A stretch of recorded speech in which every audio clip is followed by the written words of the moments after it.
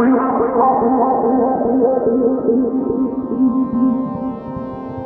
this edition of the Desert Vision, we take a look at a change of command that leads to a first ever moment in the U.S. Army.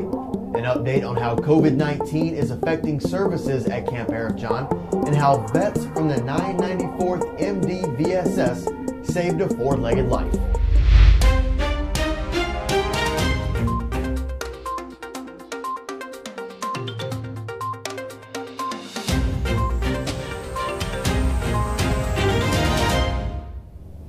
Welcome to the July 2020 edition of the Desert Vision, presented by U.S. Army Central.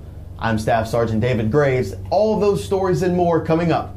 But first, in a small nudge towards normalcy, 2 barbershops have reopened at Camp Arifjan. With COVID-19 countermeasures in full effect, some are calling this move a snip in the right direction. We're ready for you. We've been talking about reopening. What is our plan? The only things open are the DFEC and the PXs. So this is another way to show that how we can live with this virus, do it safely and continue our mission. But that is just looking like a soldier. It helps you be a soldier. They'll have to wear a mask. They can only remove just if the mask is around their ears to get the ear cut, but they still have to keep their mouth and nose covered. Everything will be sanitized between every customer. I'm a service business tech for Army and Air Force Exchange Services here in Kuwait, Camp Arifjan. We are here for the soldiers. We go where you go. That's one of our core values, and we are always here to make sure that they get the services that they need, no matter where they are. Being able to be here and tell them that you guys can be here now, and seeing the joy on their faces, that's the moneymaker right there. That's what I'm here for, is to see that not only just our soldiers, but our barbers and our beauticians, making sure that they're good. That's why we're here. You just feel a little cleaner when your hair's cut, a little bit sharper, and it just makes you feel better about who you are and being part of the Army. Remember that OCPs and a mask are a requirement, and to show up 10 minutes before your appointment time. Now, because of the ever-changing work environment that we now live in, everyone has had to adapt in many creative ways. Army Support Group chaplains explain how they have had to change their processes.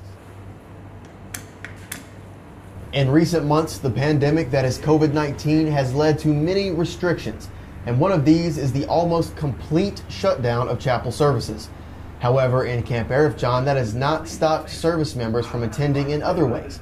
Major James Laker explains more about how the chaplains have adapted to these restrictive times. COVID-19 has created things that we've had to work with, things we didn't expect, kind of an invisible enemy, if you will. But like everyone else, we've been flexible, we've adjusted fire, and so we have never quit services. We continue having services. We've moved into a virtual environment, which is unique for us. We could perhaps reach more people in more ways, and so we're learning to do that. For many, spiritual wellness is considered paramount in their life as a service member. And it's a very positive thing to take away from this pandemic, that everyone can still attend services via their devices and still adhere to social distancing and proper safety measures. You can look for your services on the Chaplain's Facebook page for more information. We'll be right back.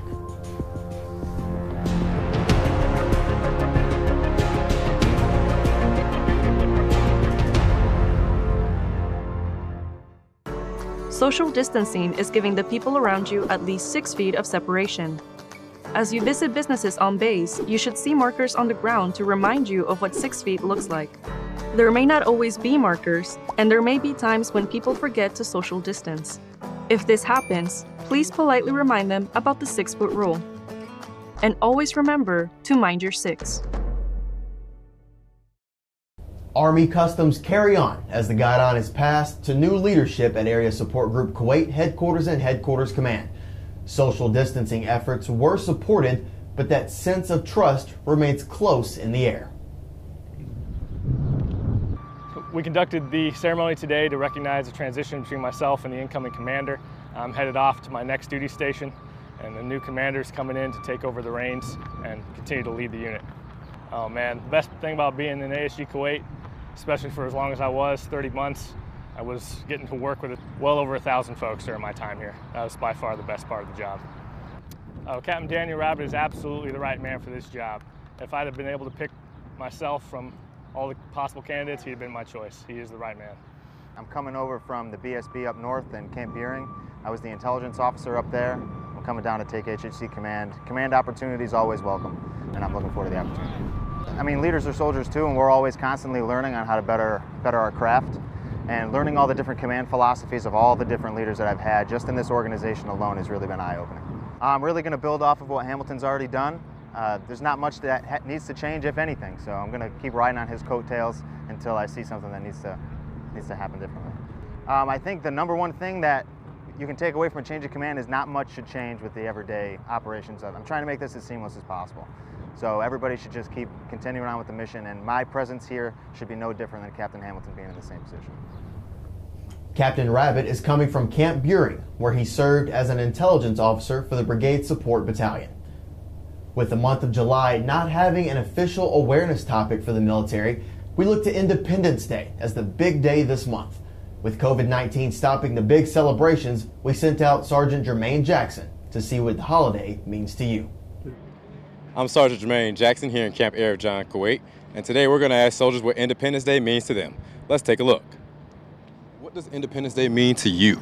So Independence Day means to me, it's America's country, it's the greatest country on the big planet of Earth, and I'm just glad to be free and be able to serve my country and support my family back home. Day to me means freedom, the freedom that we have in the United States of America, freedom of religion, freedom to bear arms, freedom of speech. It's all that we stand for. Independence Day means to me is the first time we actually fought back and got something that was ours. Independence Day means to me being free, being able to do what you want, when you want. Well, obviously, like, within its boundaries, but being able to express how you feel. And that's what America's built on. That's what the Army stands for, is independence and freedom. So to me, that's what it means. I think it represents what our country stands for, which is that we were founded as a country that's supposed to represent all people.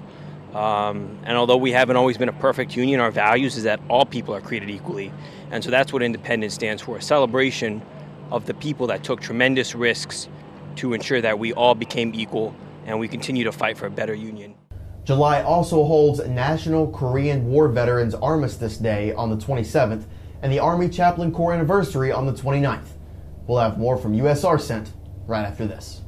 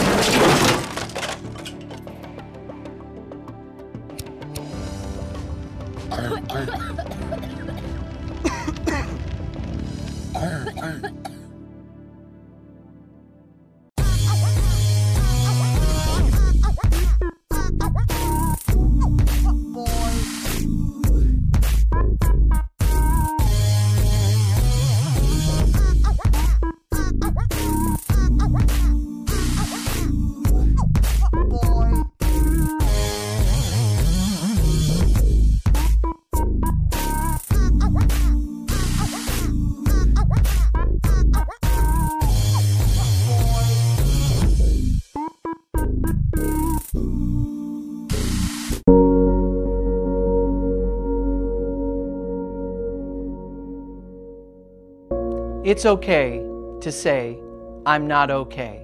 Está bien decir que no estás bien. I do care about you as a person. I do care about you as a soldier.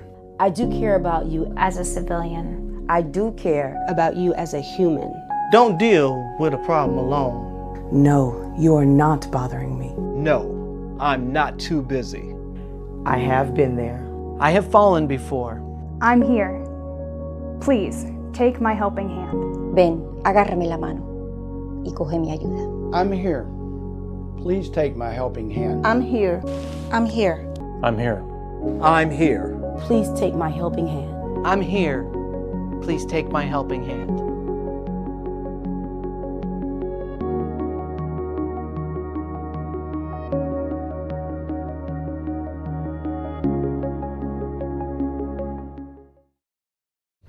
Welcome back to the Desert Vision presented by U.S. Army Central. Nearly 4 years after assuming the role as the Army Reserve's top non-commissioned officer, Command Sergeant Major Ted Copeland is relinquishing his responsibility. Command Sergeant Major Copeland was handpicked by Lieutenant General Lucky to push the Army Reserve into what they are calling the greatest reserve force the world has ever seen. In a virtual change of responsibility ceremony, CSM Copeland said his time in this position has been truly an honor, stating, "As I've said from the beginning, the non-commissioned officer corps to me is everything. Non-commissioned officers need to go further at new heights. I know you're on your way. I just need you to keep driving." Command Sergeant Major Andrew Lombardo, formerly of the 200th Military Police Command out of Fort Meade, Maryland, takes the reins of the U.S. Army Reserve. In conjunction with that change of responsibility, a change of command took place at the same level. After 4 years as the quarterback of the U.S. Army Reserve, Lieutenant General Charles Lucky is stepping down. Known for his engaging demeanor and approachable personality, General Lucky definitely left his mark on the reserve. Team, Double Eagle 6, Double Eagle 6. We're out here at Warner Brothers with Peter Roth, Fort Bragg, North Carolina. Somewhere over Saudi Arabia. Boston, Massachusetts. Here in Horsham, Pennsylvania with 008 TAC 1. He looks like he eats nails for breakfast, right? Kind of a thing. And I think that's a lot of the perception that many young soldiers have. And seeing how he was coming across, I really didn't know how I was going to take him as far as the kind of relationship I was going to have from commander to commander. Whoa. Come on now, it came about 5,000 miles for this. One of the things that became very, very clear early on was that he was a very easy commander to understand what his intent was. Every place we go, 200,000 soldiers, 20 time zones. All around the world, America's Army Reserve. Everybody thinks I should be someplace other than where I am. I'm here right now. So let's sound off. I'm an American soldier. I'm an American soldier! Serving under Lieutenant General Lucky as a commander has been an experience that's different from every level of command I've had in 28 years of service. He trusts his commanders. He conveys intent. Not only does he believe in mission command, but he lives mission command. His expectations of his subordinate commanders, myself included, is that we will embrace the command authority we're given, we will embrace the resources we're given, and we will do everything in our power every day to empower our lower level leaders to be as ready as they can be and to go fight and win the nation's wars. I'm a warrior and a member of a team. I'm a warrior and a member of a team. No, sound off. I'm a warrior and a member of a team. I'm a warrior and a member of a team. Well, one of the things that he's done is he's demonstrated how every single day really relies on how you approach it. I try to be awesome every day to live up to what General Lucky has shown us. I always used to ask him every time I saw him, "How you doing?" And he hated that because he says, "You know how I'm doing. Don't ask me that anymore. I'm always doing awesome, and it's always great. So don't even bother asking me." That's something that was really, really key, because that means that you have to put on the attitude that you're having an awesome day, that it's always going to be awesome, because your day is always about resolving issues and looking for the points of friction, and you bringing around your commander oil can and put the oil into that friction point. I serve the people of the United States. I serve the people of the United States. I live the Army values. I live the Army values. And we had an aircraft incident in the middle of the night. It's everything stereotypically that you've heard about. The 2 o'clock in the morning call, potential injuries, an aircraft involved in an incident, a lot of chaos and confusion. Sir, I'm sorry to have to make this call. Sir, I hate to be the one to give you this information. And what he said to me in that moment, he asked, "Do you think you have an understanding of the situation? Do you think you understand the risks involved? Do you have a recommended course of action? I trust you. It's the most powerful thing that has ever been said to me in a moment of chaos and confusion. I trust you. He didn't have to lecture me on trusting my subordinate commanders because I felt the power of his trust in me. That's the thing that will stay with me for the rest of my life that I received from General Lucky within 2 weeks of being under his command. Always place submission first. Always place submission first. There's always a serious note to it. There's always that requirement that we're getting the job done, but it's certainly a blast being in command and working with him and a lot of super general officers that have grown up with him and grown up around him. He brings humor, he likes to talk about stories and his experience, and he likes to hear your stories as well. You aren't out of here this year, you got one more year, and then they're going to shoot me off the horse. The fact that he was able to interject humor at times was, I thought that also brought across the fact that we're real people doing real jobs, that we're three-dimensional. Never accept defeat. I will never accept defeat. Lieutenant General Lucky's hand-picked replacement is Major General Jody Daniels, formerly of the 88th Readiness Division at Fort Hood, Texas. In a monumental moment, Major General Daniels is the first female commanding general in the Army Reserve. General Lucky's advice moving forward, as always, lead with love and keep pounding. We'll be right back.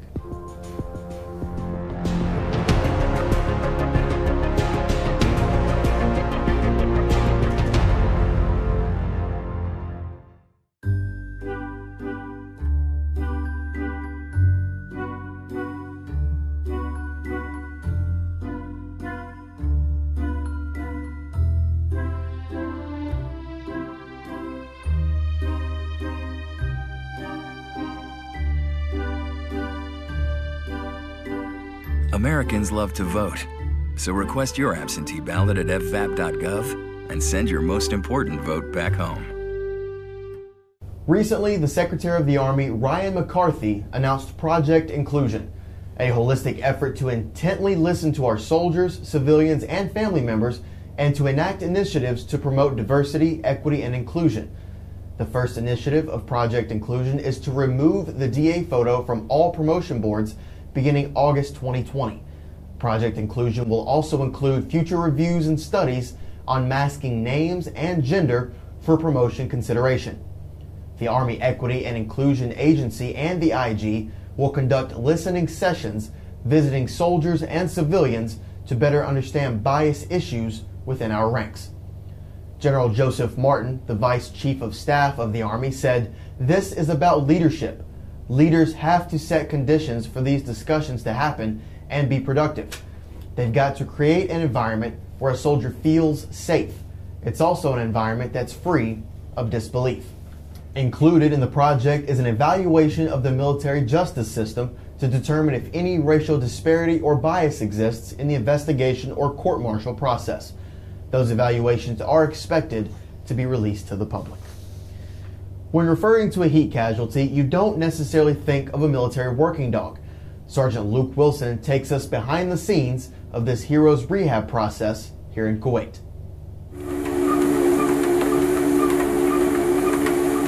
Sniffing around, clearing rooms, and sensing danger to protect service members when others can't is his specialty, but today he's slowly walking towards recovery.